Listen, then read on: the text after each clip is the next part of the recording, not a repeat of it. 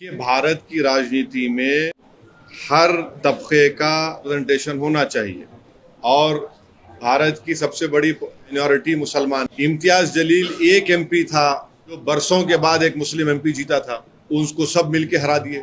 वहां पर जो एमएलए जीत कर आए थे 11% के जो आबादी है महाराष्ट्र में, उसके बराबर नहीं है। तो हमारी जो डेमोक्रेसी और हमारे जो संविधान बनाया गया था, तो हमारे फाउंडिंग फादर्स ने ये ख्वाब देखा था, ये उम्मीद जाहिर की थी, हमारी लोकशाही पार्टिसिपेटिव फॉर्म ऑफ डेमोक्रेसी होगी। और पार्टिसिपेटिव फॉर्म ऑफ डेमोक्रेसी में हर एक को अपनी आवाज होनी चाहिए, उसमें उसका रिप्रेजेंटेशन होना चाहिए। तो एमआईएम पार्टी का मानना यह है कि भारत की राजनीति उस वक्त और ताकतवर होगी और रिप्रेजेंटेटिव होगी जब मुसलमानों को उनकी आबादी के बराबर उनके एमएलए, एमपीज, कॉर्पोरेटर जीत के जाएंगे।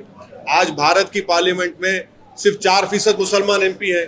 क्या ये हमारी जमहूरियत के लिए अच्छा है? क्या बताइए आप लोग। इसीलिए महाराष्ट्र में भी एमआईएम पार्टी चाहती है कि दलित हो, बैकवर्ड क्लास हो, मुसलमान हो, इनकी एक पॉलिटिकल वॉइस उनके एमएलए के रूप में। एआईएमआईएम के राष्ट्रीय अध्यक्ष असदुद्दीन अवैसी की ये वीडियो सामने आते ही महाराष्ट्र की राजनीति में एक अलग खलबली देखने को मिल लगी है। आपको बताएं कि महाराष्ट्र के अंदर 20 नवंबर के दिन चुनाव होने है, जिसको लेकर असदुद्दीन अवैसी की जो पार्टी है 15 सीटों पर चुनाव लड़ने का फैसला किया है। और बताया जा रहा है कि असदुद्दीन अवैसी की पार्टी जो 15 सीटों पर चुनाव लड़ेगी, उसके लिए कैंडिडेट को भी मुंतखब कर दिया गया है और नामांकन भी कर दिया गया है। आपको बताएं कि असदुद्दीन अवैसी की पार्टी महाराष्ट्र के अंदर इससे पहले भी चुनाव जीत चुकी है, कई विधायक वहां पर रह चुके हैं। इससे पहले वारिस पठान कभी विधायक हुआ करते थे, वहीं पर मालेगांव से प्रेजेंट में मुफ्ती इस्माइल विधायक हैं, वहीं पर कभी जो है इम्तियाज जलील विधायक हुआ करते थे, फिर उसके बाद वो सांसद बने, फिर 2024 के वो चुनाव लड़े लोकसभा, लेकिन वहां पर उनको हार मिली। लेकिन इस बार फिर इम्तियाज जलील जो है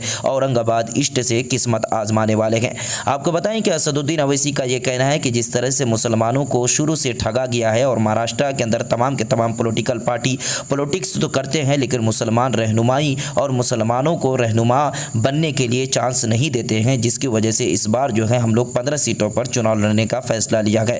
असदुद्दीन अवैसी जो 15 सीटों पर चुनाव लड़ेंगे, बताया जा रहा है कि 15 के 15 सीटों पर जीत उनकी पक्की है, ये बताया जा रहा है। लेकिन देखने की बात यह होगी कि 20 तारीख के बाद लोगों का क्या रुझान रखेगा और किस तरह से लोग जो है वोट करेंगे एआईएमआईएम को और किस तरह से महाराष्ट्र की जनता उनको प्यार देंगे। असदुद्दीन अवैसी का यह कहना है कि 15 सीटों पर हमने जो चुनाव लड़ने का फैसला लिया है और मुझे उम्मीद है कि महाराष्ट्र की जितनी भी जनता है हमारी पार्टी को भरपूर तरीके से प्यार देगी और भरपूर तरीके से जिताकर असेंबली भेजेगी। आपको बताएं कि असदुद्दीन अवैसी की पार्टी पहले हैदराबाद तक महदूद थी, लेकिन अभी जो है पूरे देश के अंदर अलग अलग राज्य में अपने पैर पसारती हुई नजर आ रही है। आपको बताएं कि इससे पहले बिहार के अंदर भी उन्होंने 5 सीटों से कामयाबी हासिल की।